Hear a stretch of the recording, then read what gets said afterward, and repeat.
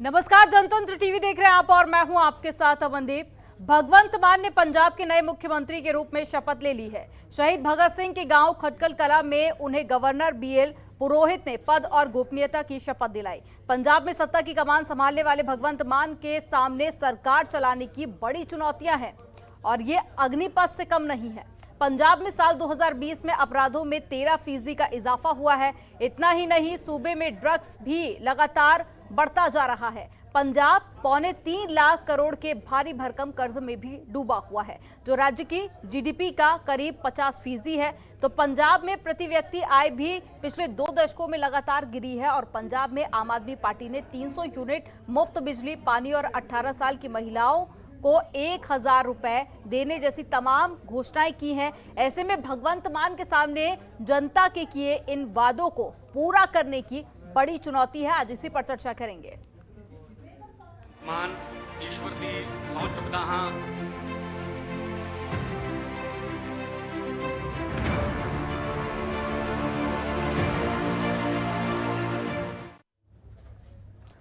और आज इसी पर चर्चा करेंगे। खास मेहमान हमारे साथ में जुड़ गए हैं संजय राय जी, वरिष्ठ पत्रकार है। संजय जी, बहुत स्वागत है आपका जनतंत्र टीवी में। संजय जी, पंजाब में सत्ता परिवर्तन हो चुका है, तमाम वादे किए गए थे आम आदमी पार्टी की तरफ से। क्या लगता है, अब सत्ता परिवर्तन हुआ है, पंजाब के विकास में बदलाव होगा, जो मौजूदा स्थिति है उसमें बदलाव आप देखते हैं? जी शुक्रिया अमनदीप, और मैं दर्शकों का स्वागत करता हूं। साथ साथ मैं यह भी बताऊं कि जब सवाल जो हमारे पास आया है कि क्या सत्ता परिवर्तन के बाद पंजाब की क्या प्रोग्रेस होगी, तो मैं आपको ये बताऊं कि इस वक्त पंजाब के अंदर परिवर्तन की जरूरत थी। और परिवर्तन इसलिए जरूरत थी कि जो डेवलपमेंट होना चाहिए स्कूलों में, स्वास्थ्य में और अन्य चीजों में, लोगों ने जो सरकारें बनी और जो सरकारें रही वे अपना स्वार्थ ही करती रही पूर्ति, और अपनी आला कमान की ही सेवा करती रही। इस बार लोगों ने मन बना लिया था कि आम आदमी पार्टी को लाना है, कि एक प्रयोग ये भी करके देखना चाहते थे, उन्होंने किया। बहुत ही बहुमत से 91-92 सीटों पर ला करके इनको बहुमत दिया है, जो कि बेजोड़ था, जिसका कि ये लोग समझ भी नहीं सके, अकाली दल और कांग्रेस के लोग, कि कितनी बड़ा बहुमत से ये लोग जीत करके आए हैं। इसके अलावा आज जो शपथ ग्रहण समारोह के अंदर इन्होंने ये बताया कि जो क्रांति का बिगुल भगत सिंह जी ने हमारी आज़ादी के लिए जो किया है, उसी को हम लेकर के चल रहे हैं और उन्हीं की प्रेरणा से हम आगे बढ़ना चाहते हैं। और इस पंजाब के अंदर जो एक रोजगार के लिए जो विस्थापन होता था, जो हमारे युवा विदेशों में जाते थे या कहीं अन्य जाते थे, उनको रोकने का एक संदेश आज इन्होंने दिया भगवंत मान ने। अभी देखिए एक चीज और किया कि भले 3.25 करोड़ रुपए के लगभग 2 करोड़ रुपए का तो लगभग इसमें बजट था शपथ ग्रहण समारोह में, अन्य खर्च भी हुए, तो लगा के 3.25 करोड़ के आसपास खर्च आया होगा। उसके बावजूद केवल मुख्यमंत्री ने शपथ ग्रहण नहीं किया। ये शपथ ग्रहण केवल मुख्यमंत्री का है, क्योंकि मंत्रिमंडल गठन के लिए सभी को, किसी पे कोई दागी मंत्री ना हो, किसी पर कोई आरोप ना हो, ये चीज भी अभी देखी जा रही है, उस पर मंथन किया जा रहा है। उसके बाद इस पर मंत्रिमंडल का विस्तार भी होगा। अब विकास की बयार जिस तरीके से कहा जाए कि जितने विधायक हैं वे अस्पतालों में दौड़ रहे हैं, अस्पतालों की व्यवस्थाओं को देख रहे हैं, स्कूलों की व्यवस्थाओं को देख रहे हैं। कोई भी अपने यहाँ जब से जीता है उस दिन से लेके अब तक कोई भी शांत कोई भी विधायक नहीं बैठा है आम आदमी पार्टी का, और उन्होंने हर अधिकारी को, पुलिस से लेकर के और सब चीजों को लेकर के इन्होंने किया है छेड़खानी कहेंगे हम इसको, अभी तो छेड़खानी हुई है। अब व्यवस्थाओं में परिवर्तन करेंगे। हाँ। अब जिन चीजों को इन्होंने देखा है, जाके जांचा है, परखा है, उसकी रिपोर्ट देंगे मुख्यमंत्री को। और अभी हो सकता है कि थोड़ी देर बाद मंत्रिमंडल तो आज भी है नहीं, अधिकारियों की बैठक के बाद मुख्यमंत्री कोई न कोई बड़ी घोषणा की हम लोग अपेक्षा किए हुए हैं, और वो होगी। ठीक है, लेकिन संजय जी, बेसिक अगर हम सुविधाओं की बात करें तो दिल्ली की तर्ज पर उन्हें पूरा किया जा सकता है, ये एक सरकार की जिम्मेदारी भी है। लेकिन आम आदमी पार्टी की तरफ से उन मुद्दों को उठाया गया है जिन पर न जाने कितनी सरकार आई, कितनी सरकारों ने वादे किए, सरकार आई और चली गई, लेकिन वो वादे पूरे नहीं हुए। जिसमें से नशा मुक्त पंजाब बनाना हो गया, किसानों की आय को लेकर दोगुनी करने को लेकर हमेशा से बात कही जाती है, वहां पर वो भी नहीं हो पाई है। तो ये कुछ बेसिक ऐसे मुद्दे हैं जो ना जाने कितने सालों से चले आ रहे हैं, तो उन पर क्या पार पा पाएगी आम आदमी पार्टी? जी बिल्कुल, क्योंकि वो इन चीज़ों के लिए ये लोग राजनीतिक लोग नहीं है कि ये लोग राजनीति से आए हुए हैं और वो लोग इन समय राजनीति का पाठ पढ़ के आए हुए हैं। ये लोग उन लोगों को जानते हैं और उन्हीं के बीच में कि कौन नशा का बेचता है, कौन करता है, कौन बड़ी मछली है, कौन छोटी मछली है, ये सब लोगों से परिचित है। उन्हीं के बीच से निकल के ये विधायक आए हुए हैं और ये नहीं है कि कोई भी दूसरी पार्टियों से ज़्यादातर लोग आए हों, आम जन हैं। और चीज़ें का बहुत कोई बहुत ही गरीब है, कोई सफाई कर्मचारी है, कोई किसी तरीके से है, मतलब ये लगाइए कि बिल्कुल सामान्य घरों से ये लोग आए हुए हैं चुन करके और इन लोगों को सब चीज का पता है। लेकिन संजय जी, जब आम आदमी को ही जब विधायक बना दिया जाता है या फिर मुख्यमंत्री बना दिया जाता है तो उसके बाद में उनको वो कार्य समझने में भी एक बड़ी चुनौतियों से कहूंगी मैं कि एक बड़ी चुनौती होती है कि किसी को अगर ज्यादातर तो हम देख रहे हैं कि युवा ही हैं आम आदमी पार्टी में जो विधायक जीत कर पहुंचे हैं, ज्यादातर युवा है, उनको काम समझने में ही कुछ वक्त लग जाता है। फिर सवाल उठने लगते हैं विपक्ष की तरफ से कि इतना वक्त हो चुका है, जो वादे किए गए थे वो वादे पूरे नहीं हुए। तो ये भी एक बड़ी चुनौती मानते हैं आप? जी बिल्कुल चुनौती होगी, लेकिन इनके पास दिल्ली का अनुभव है और अभी ये मंत्रिमंडल में कुछ लोगों को लेंगे जो कि पढ़े लिखे और अच्छे लोग होंगे। उसके बाद जब कुछ समय बीत जाए शायद उसका दोबारा मंत्रिमंडल विस्तार ये लोग करेंगे। और भगवंत मान बहुत ही सुलझे हुए व्यक्तित्व हैं और इन सब चीजों को जानते हैं। और चूंकि पहले ये 2010 से राजनीति करते रहे, क्या नाम है, बादल की एक पार्टी बनी थी जो उनके भाई अलग होकर के अलग पार्टी बनाए थे। उसके बाद फिर इन्होंने 2014 के चुनाव में आके लोकसभा का चुनाव लड़ा, जीते, 2019 में दोबारा जीते। अभी लोकसभा की सीट ये छोड़ करके अब मुख्यमंत्री की इन्होंने कुर्सी कमान संभाली है और निश्चित है कि पंजाब के अंदर बदलाव की बयार आई है, अब बदलाव होगा। ठीक है, लेकिन संजय जी, दिल्ली के मुकाबले पंजाब का रेवेन्यू बहुत ज्यादा कम है, ऊपर से पंजाब कर्ज में भी डूबा हुआ है। ऐसे में इन सब वादों को पूरा करना ये कितनी बड़ी चुनौती आप मानते हैं? क्या लगता है कि आम आदमी पार्टी सरकार इनको पूरा कर पाएगी? जी बिल्कुल, इनके लिए चुनौती, दिल्ली सबसे बड़ी चुनौती थी। हम तो ये कहते हैं कि दिल्ली का बहुत बड़ा घाटा था, बहुत सारी चीजें थी, लेकिन वहां पर भी अरविंद केजरीवाल ने, जबकि वहां पर ना पुलिस उनके पास है, न ही उनके पास कोई नगर निगम है, ना डीडीए है, कोई भी चीज नहीं होने के बावजूद आज दिल्ली फायदे में चल रही है और आगे बढ़ के चल रही है। ये कम संसाधनों में ज्यादा काम करना जानते हैं और उसी चीज को कहाँ कटौती की जा सकती है, कहाँ पर इसको किस तरीके से बढ़ाया जा सकता है। दिल्ली के अंदर इन्होंने कोई टैक्स नहीं बढ़ाया, बिजली फ्री है, बिजली का कितना वो है, और बहुत सारी चीजें, बहुत सारे संसाधनों से जनता के बीच से ही लेकर के ये आगे बढ़ सकते हैं और ये कर सकते हैं और ये करके दिखाएंगे उस अनुभव को लेते हुए। हाँ, लेकिन आपने जैसे सवाल है, लोगों के मन में ये जिज्ञासा है कि ये सफल हो पाएंगे या नहीं हो पाएंगे। देखिए, ये तो भविष्य को हम भी नहीं जानते, ना आप जानते हैं, हमारी जिज्ञासाएं रहेंगी और ये कितना सफल हो पाते हैं ये देखना पड़ेगा। चुनौती है, चुनौतियों को स्वीकार करना आम आदमी पार्टी का एक ध्येय रहा है और वो इसका फायदा उठाएंगे और लोग भी सहयोग करेंगे। ठीक है, लेकिन पंजाब बॉर्डर स्टेट उसे कहा जाता है, सुरक्षा को लेकर भी कई सारी चुनौतियां पंजाब के सामने रही हैं। हमने पिछले दिनों ही देखा कि सुरक्षा को लेकर कितना बवाल हुआ था, लेकिन उसके बावजूद अगर केंद्र सरकार और राज्य सरकार की अगर हम बात करें तो उसके लिए समन्वय होना बेहद ज़्यादा ज़रूरी है। और दिल्ली में हम एग्जाम्पल पहले देख ही चुके हैं संजय जी कि दिल्ली सरकार और केंद्र सरकार में आपसी समन्वय कहीं भी नहीं देखा जाता है। अगर कुछ भी ऐसा होता है जिसको लेकर जब सवाल खड़े होते हैं सरकारों पर, तो दिल्ली सरकार केंद्र सरकार पर सवाल खड़े करती है और केंद्र सरकार दिल्ली सरकार पर। तो आपसी समन्वय, हालांकि प्रधानमंत्री नरेंद्र मोदी ट्वीट करके बोल चुके हैं ये कि आपसी समन्वय से अब पंजाब का विकास होगा। क्या लगता है कि भगवंत मान के मुख्यमंत्री बनने के बाद में क्या वो आपसी समन्वय बरकरार होगा?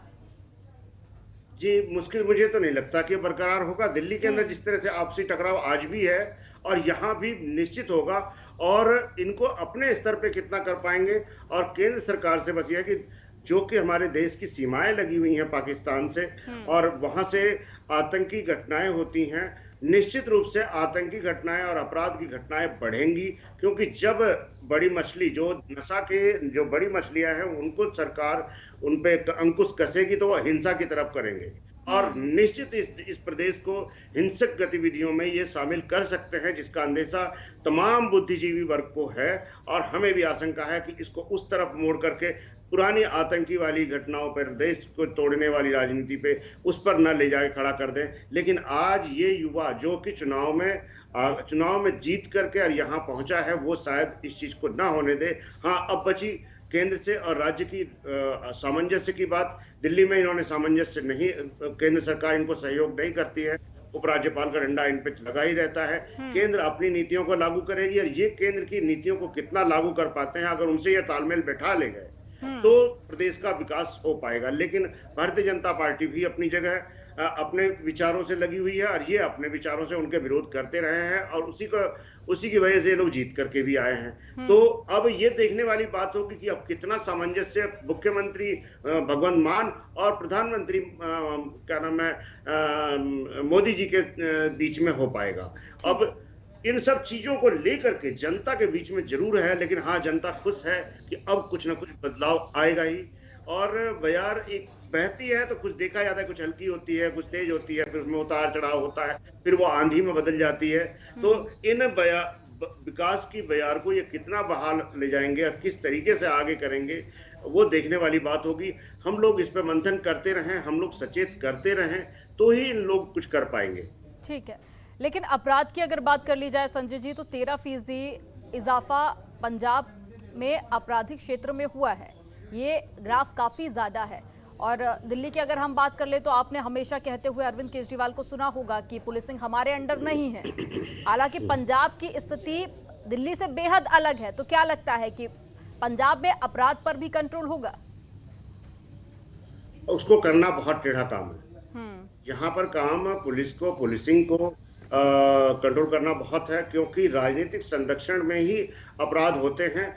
कांग्रेस के लोग भी अपराधियों को संरक्षण देते थे, क्योंकि रेत माफिया और अन्य चीजों पर भी इनके आरोप लगे हैं और किया है। इसी तरह है कि नशे के कारोबारियों का आरोप, प्रश्रय देने का आरोप अकाली दल और अन्य पार्टियों को लगा है और उनके भी अलग अलग धड़े हैं, उनके भी ऊपर आरोप लगे हैं। तो वो लोग किस तरीके से, जब उनके ऊपर अंकुश लगेगा तो वो और ज्यादा अपराध करेंगे, हत्याएं करेंगे या अन्य चीजें कर सकते हैं। उस पर ये कितना अंकुश लगा सकते हैं वो देखने वाली बात होगी। एक बिल्कुल निष्पक्ष इन्होंने चीफ सेक्रेटरी को लगा करके ये दिखा दिया कि जो लोग किसी के साथ नहीं है वो हमारे साथ है, और उनकी विचार क्या है जो अन्य राजनीतिक दलों के बीच में नहीं आ सके और उनकी बातों में नहीं आ सके, उन लोगों को हम साथ लेकर के आगे बढ़ेंगे और उन्हीं को हम प्रश्रय दे करके या उनका करके हम प्रदेश की कानून व्यवस्था से लेकर प्रशासनिक व्यवस्था को दुरुस्त करेंगे। और भ्रष्टाचार बहुत जबरदस्त फैला हुआ है, हर जगह बिना रिश्वत के काम नहीं होता है। किसी को भी किसी जगह भी अपराध में फंसाने की एक राजनीति चलती है, जो जिन पर भगवंत मान पहले भी अपने कटाक्षों में करते रहे हैं, क्योंकि ये एक हास्य कलाकार थे और उसके बीच में इन सब चीजों को ये उठाते रहे हैं और बखूबी जानते हैं और पुलिसिंग को भी ये ठीक करने का मादा रखते हैं और होंगे। संजय जी, एक और हम जो चलन देख रहे हैं वो है फ्री की सुविधाएं देने का। ये पंजाब से शुरू हुआ था, हालांकि शुरुआत तो इसकी साउथ से हुई थी, उसके बाद में धीरे धीरे करके पंजाब में जब अरविंद केजरीवाल ने मुफ्त सुविधाएं देने की बात कही तो काफ़ी ज़्यादा चर्चा का विषय बना। उसके बाद में अब पंजाब में भी ठीक वैसी ही राजनीति देखी जा रही है। कई सारे एक्सपर्ट्स इसको लेकर चिंता भी जाहिर कर रहे हैं। वो कह रहे हैं राजनीति दृष्टिकोण से अगर इसे देखा जाए तो ये कहीं ना कहीं लोकतंत्र के साथ भी खिलवाड़ है। क्या आप भी इसको लेकर चिंता जाहिर करते हैं? देखिए, उन्होंने फ्री दिल्ली के अंदर किया, बसेस के अंदर महिलाओं को फ्री कर दिया। तो मैं अभी पिछले हफ्ते ही मैंने कहा कि दिल्ली के अंदर जब मैं रहता था तो दिल्ली के अंदर मैं इन चीजों को देखता रहता था।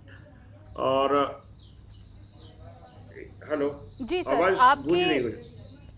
आपकी आवाज हम तक पहुंच पा रही, प्लीज सर अपनी बात कंटिन्यू कीजिए। जी, तो मेरा ये कहना था कि जैसे अभी मैं पिछले दिनों दिल्ली में, पहले हम लोग भी डीटीसी में घूमते रहते थे, आना जाना था, तब की डीटीसी और आज की डीटीसी में जो वहाँ की लोकल व्यवस्थाओं में बहुत अंतर है।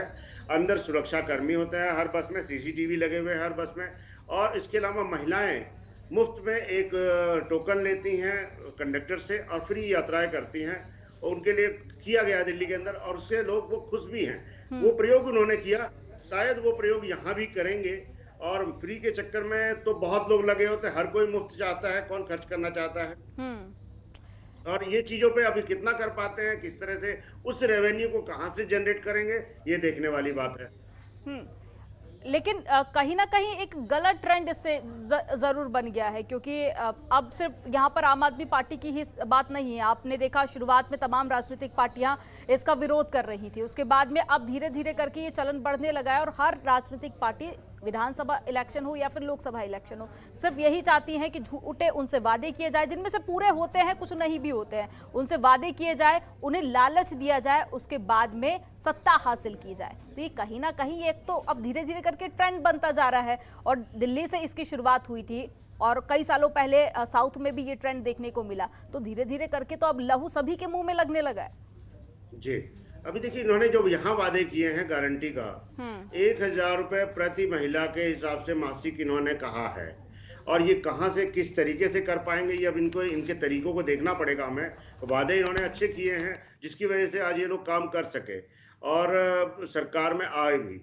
अब वो कहाँ तक कितने पैसा लोगों के बीच में टैक्सेस से या खनन से या अन्य चीजों से ये बचा सकते हैं, और उस पैसे को लेकर के जनता के बीच में दे सकेंगे। रही बात फ्री देने वाली बात, फ्री कुछ वर्ग ही लेता है, कुछ लोग ही लेते हैं, हर व्यक्ति कोई फ्री लेने के पीछे नहीं होता है।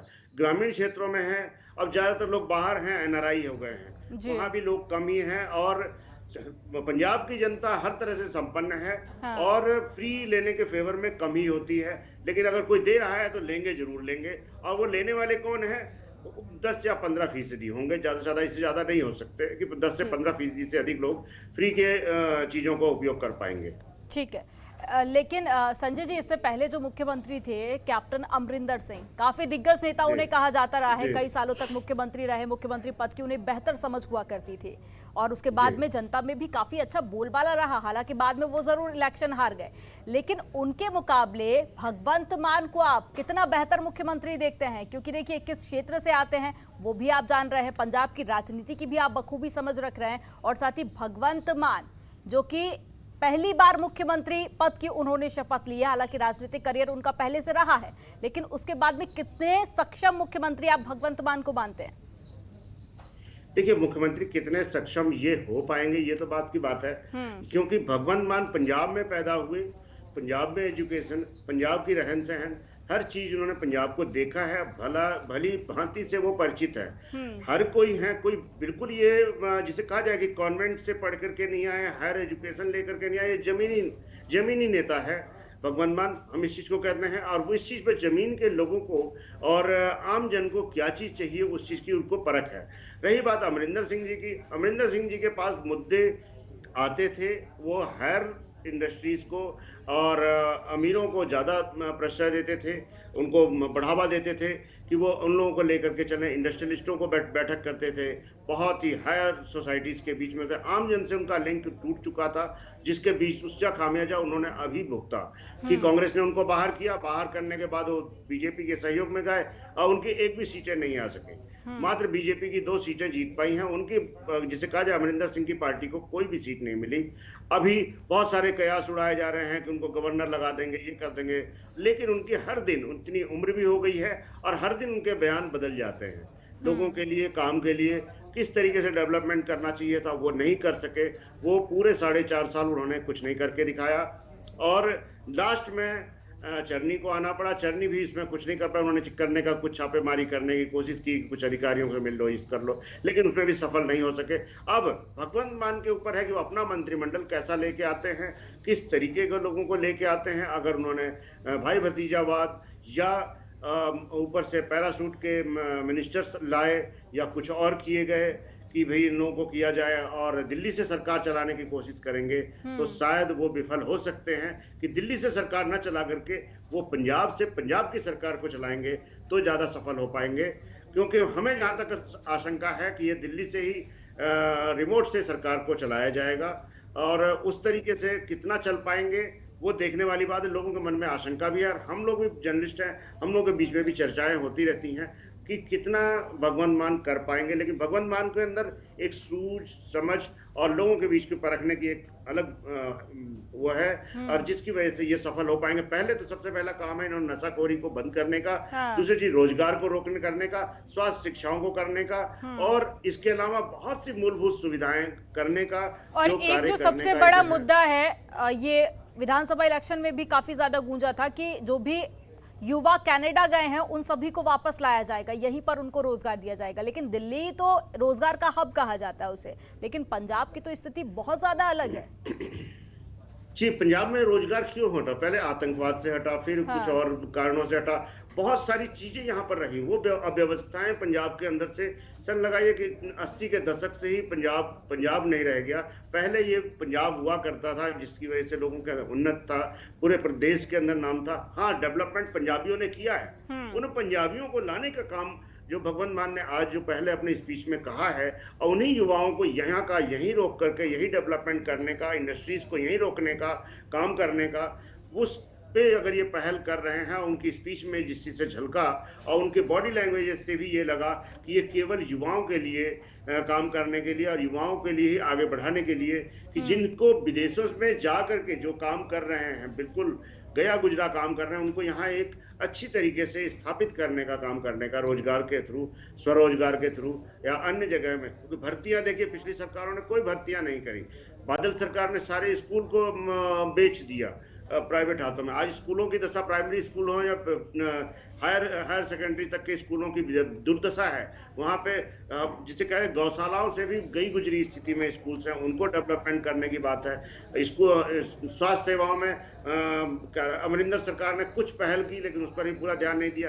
कोरोना टाइम में भी, कोरोना के वक्त में 2 साल तक कोरोना में गया, उसमें भी कोई कार्य नहीं हुआ। वो ज्यादा मजबूती से जो जनता को दिखते, अब इनको काम करने की जरूरत है और ये शायद कर पाएंगे लोगों के सहयोग से। जितनी जनसंख्या वहां दिखी, उतनी अभी जनसंख्या रास्ते में थी। इन्होंने उसी जनता को लाने के लिए अपनी शपथ ग्रहण समारोह को थोड़ा डिले किया, और डिले करने का है था कि सभी लोग परेशान हो गए कि इतना डिले क्यों रहा। कड़ाके की गर्मी पड़ रही है इस वक्त, 35 डिग्री से ऊपर का तापमान है। उस गर्मी में लोग बैठे रहे, ये देखने वाली बात थी। वहां पर एक सभी के अंदर एक ऊर्जा थी, एनर्जी थी, वो चीज आज देखने को मिली। हाँ, और धन्यवाद। रैली में भी आपने तस्वीरें देखी है संजय जी कि बड़ी संख्या में, हजारों की संख्या में लोग उस वक्त रैली में शामिल हुए थे, हाथों में तिरंगा लेकर, आम आदमी पार्टी का झंडा लेकर। लोगों में उत्साह तो है, लेकिन ये देखना काफी ज्यादा दिलचस्प हो जाता है और अहम है कि जनता की उम्मीदों पर सरकार कितनी ज्यादा खरी उतरती है। इससे पहले आपने रिमोट कंट्रोल वाली बात कही कि आखिर फैसला कौन लेता है। हमारे पास में कई सारे ऐसे एग्जाम्पल है जहां पर वहां का जिम्मेदार नेता ना लेकर अगर कोई और नेता उसका फैसला लेता है तो आपसी समन्वय तो बिगड़ता है, कहीं ना कहीं फिर जो जनता की उम्मीदें हैं वो भी पूरी नहीं होती हैं। तो ऐसा लगता है आपको कि पंजाब में भी ऐसी कोई स्थिति बन सकती है? बिल्कुल बन सकते, जैसा दिख रहा था कि अभी जिस तरह से लोगों ने आरोप लगाया कि भगवंत मान गए, अरविंद केजरीवाल के पैर छुए और सब किए। ठीक है, अरविंद केजरीवाल से सीख लेकर के, उनसे सलाह लेकर के आप करिए काम। ये नहीं कि हर निर्णय में उनका निर्णय आएगा तो नहीं होगा जी। उस चीज से काम नहीं चलेगा। जैसे कि कांग्रेस में चन्नी थे, चन्नी हर चीज के लिए कांग्रेस हाईकमान के पास जाते थे। हाईकमान अमरिंदर सिंह को भी अपने साथ चलाने की कोशिश करती थी, तो उस तरीके से नहीं चल पाती हैं सरकारें। और उसका नतीजा सबके सामने था। भगवंत मान को सबसे सलाह लेकर के अपने मन की करनी है और जनता से पूछ के करनी है, तभी सरकार पंजाब की सफल हो पाएगी और आगे बढ़ पाएंगे।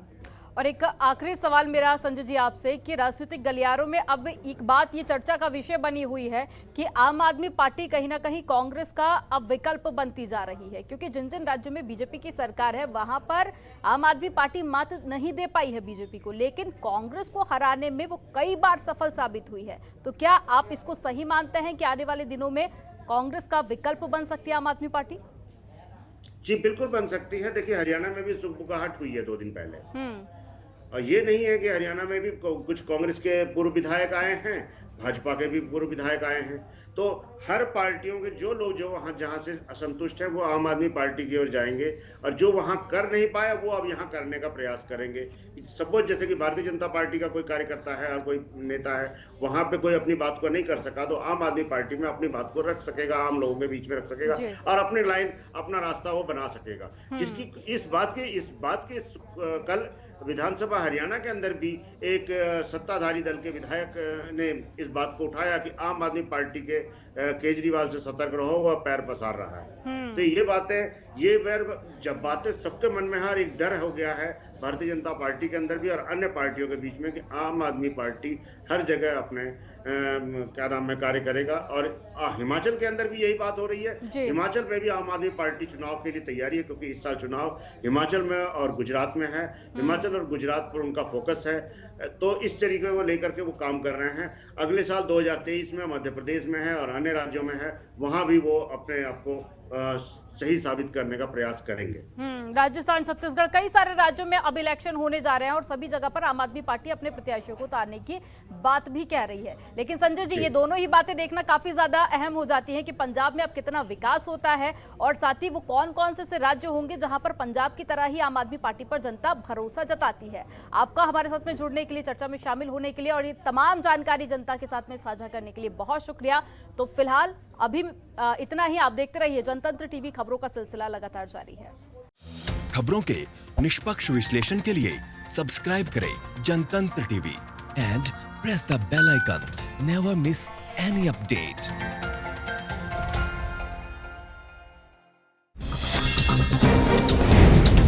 डाउनलोड कीजिए जनतंत्र टीवी ऐप को, जो कि अवेलेबल है गूगल प्ले और ऐप स्टोर पर। अधिक जानकारी के लिए अभी डाउनलोड करें।